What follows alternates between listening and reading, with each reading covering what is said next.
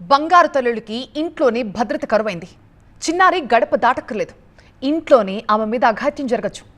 అపరిచితులను చూసి మైనర్ బాలికలు బెంబేలెత్తాల్సిన పని లేదు. మీకు మేజర్ డేంజర్ తెలిసిన వాళ్ళ నుంచి పొంచి ఉంది. తస్మాత్ జాగ్రత్త.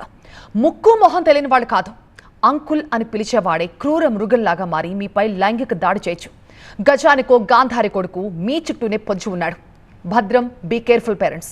మీ చిన్నారుల విషయంలో మీరు చాలా జాగ్రత్తలు తీసుకోవాల్సిందే అని ఎన్సీఆర్బీ రిపోర్ట్ డేంజర్ బెల్స్ మోగిస్తోంది.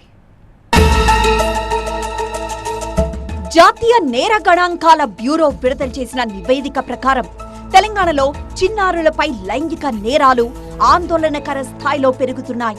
2024లో తెలంగాణలో మొత్తం 2934 పోక్సో కేసులు నమోదవగా వాటిలో 2101 కేసులు లైంగిక దాడికి సంబంధించినవి. అంటే సగటున రోజుకు దాదాపు 6 చిన్నారులు లైంగిక దాడికి గురవుతున్నట్లు గణాంకాలు చెబుతున్నాయి.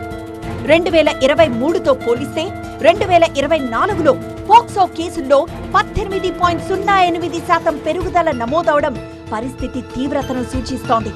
దేశంలో అత్యధిక పోక్సో కేసులు నమోదైన రాష్ట్రాల్లో తెలంగాణ 7వ స్థానంలో నిలవడం కూడా ఆందోళన కలిగిస్తోందంటున్నారు నిపుణులు.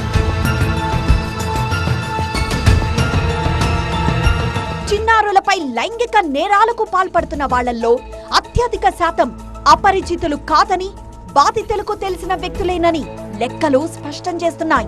2024లో దేశవ్యాప్తంగా నమోదైన 44,126 పోక్సో కేసుల్లో 42,634 కేసుల్లో తెలిసిన వాళ్లే నిందితులు. అంటే దాదాపు 96.6% కేసుల్లో కుటుంబ సభ్యులు, బంధువులు, ఇరుగు పొరుగు, కుటుంబ స్నేహితులు, ప్రేమికులు లేదా ఇతర పరిచయస్తులే నిందితులుగా ఉన్నారు. ఈ ఎన్సీఆర్బీ రిపోర్ట్స్ ప్రకారం ఇండియా మొత్తం పైన 6 నుంచి 6.4% ఏదో పెరిగింది లాస్ట్ ఇయర్కి ఈ ఇయర్కి, అంటే 23కి 24కి. అదే తెలంగాణలో అయితే దాదాపు 18% పెరిగింది. అంటే రిపోర్టింగ్ ఎక్కువ అవుతుందా, అంటే ఈ నేరాలు ఎక్కువగా జరుగుతున్నాయా అనేది గమనించాల్సిన విషయం. దేశవ్యాప్తంగా నమోదైన పోక్సో కేసుల్లో 3,658 కేసుల్లో నేరుగా కుటుంబ సభ్యులే నిందితులుగా ఉన్నారు. మరో 16,668 కేసుల్లో బంధువులు, ఇరుగు పొరుగు, కుటుంబ స్నేహితులు లేదా సన్నిహిత పరిచయస్తులు నిందితులుగా ఉన్నారు.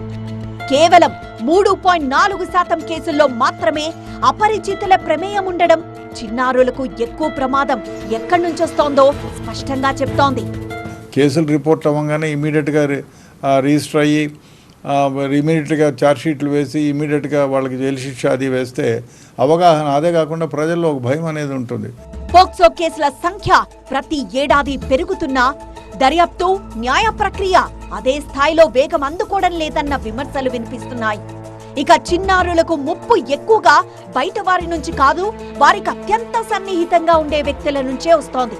అందుకే చట్టాలు అమలు మాత్రమే కాకుండా కుటుంబ స్థాయిలో అవగాహన, పాఠశాలల్లో భద్రతా విద్య, వేగవంతమైన దర్యాప్తు, కఠిన శిక్షలు అనే 4 అంశాలపై ప్రభుత్వంతో పాటు పేరెంట్స్, టీచర్స్ కూడా దృష్టి పెట్టాల్సిన అవసరం ఉందంటున్నారు నిపుణులు.